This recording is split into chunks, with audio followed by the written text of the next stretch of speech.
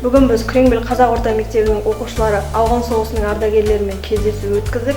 Және де ол кездесуде біз өзіміздің рухани патриоттық сезімімізді ояттық. Ол кездесуден өмір жолындағы ардагерлердің қиындықтарын білдік. Және де біз ол кісілерді әрдайым үлгі тұтамыз.